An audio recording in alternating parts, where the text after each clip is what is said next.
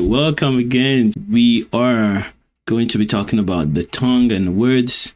And what I want to do today is to show you the power of positive words. I want to share with you how to speak positive words, the power of it, and also share with you the different types of positive words that you can speak. So when you've learned to hold your tongue from speaking negative, it is easier to stop speaking negative when you focus on speaking positively.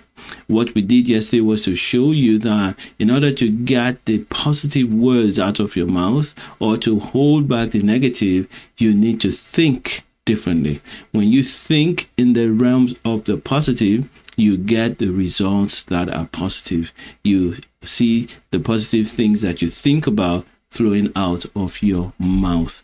You know why I do this is because I know that if you are transformed by learning to tap into God's love, you will transfer that information to many people. One person helped by me, I see them as hundreds and hundreds of thousands of people helped, because I believe that if I help you as a man and you impact your wife, she would also share whatever you are teaching her with her friends, and both of you will be transferring what you're learning to your children. A lot of children are struggling to know how to love or to experience real love because the parents don't know how to transfer it. In fact, we all got into this space because very few people know how to love unconditionally. And so we need to bring a change to the way people love generally. And we, the children of God, the children of love, ought to be the missionaries, the dispensers of love. We ought to be the ones helping everyone around us to know what it means to love. And so my goal is to help you do that. And today we're talking about a very important topic, which is words. Words hurt a lot. If you are on this planet, somebody has said something to you that hurt you so badly. I remember a story.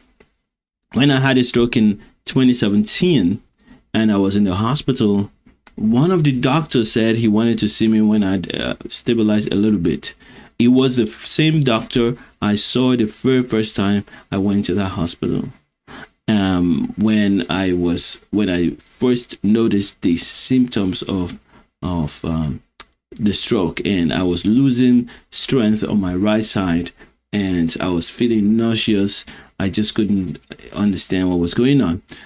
So this guy called me and said he wanted to see me. So I was happy to be able to go talk to him, and he asked me, "You are pastor?" I said, "Yes, I am." And he said, I think he said one or two other things.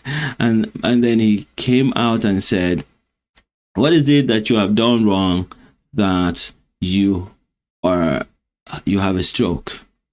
And that was so weird. I found that question quite weird, because one doesn't have to do anything wrong.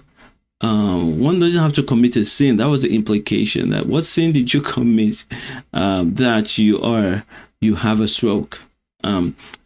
But you know, those words, although they hurt in the sense that this is a person that I didn't know from anywhere, insinuating that I'm a wicked person and I've done lots of bad things to deserve losing strength in my on my right hand side, and also not knowing that I will survive. Because when you have a stroke, it looks like one is losing their lives. It's like a near-death experience. And here is a man that I've never met before, who doesn't know me, thinking that I've done something wrong to deserve that. But the good news is that God had been helping me for years to make up my mind that negative words will not come out of my mouth, but even better than that, negative thoughts would not stay in my heart. And God was able to help me at that point, even when I was struggling, maybe because I was struggling also, that I just thought that if God has allowed this man to say these things to me, then I'm just going to let it slide, and I'm just going to Let him know that, well, I didn't do anything, and one doesn't have to do something bad for one to experience a health challenge. There are many reasons why we experience health challenges. But anyway, I'm sharing this with you because if you live on this planet, someone would have said something to hurt you. And you would have said something to hurt someone. Women get hurt faster with words, especially the words from their husbands, because they look up to their husbands. They want their husbands to see them as beautiful. They want their husbands to see them as smart. They want their husbands to see them as precious, valued. And I know that men also want that from their wife. I always weigh what my wife says about anything very, very much compared to what I would do with another person. And so when we say words that hurt our wives, then you must immediately try to bring down the pain, the hurt, relieve them before you explain what your intentions are, because many times you never intended to hurt them that much. Let's get to some scriptures. Positive words, the words that God wants us to speak. Let's look at some scriptures and be encouraged by them. And I want to start with Proverbs chapter 15 verse 4. It says, a gentle tongue is a tree of life, but perverseness in it breaks the spirit. Proverbs chapter 15 verse 1 says, a soft answer turns away wrath, but a harsh word stirs up anger. When you learn to allow God's Spirit to flood your heart and you walk in the Spirit, you act in the Spirit, you can tap into God's love and respond to people in love always. So there are 5 categories of life-giving words that I want to share with you today. The first category is encouraging words. I want you to use these words on your wife this day. And of course, if you're a wife watching this, you can use it on your husband too. Encouraging words. What are those words? Words that say, keep going. You are strong.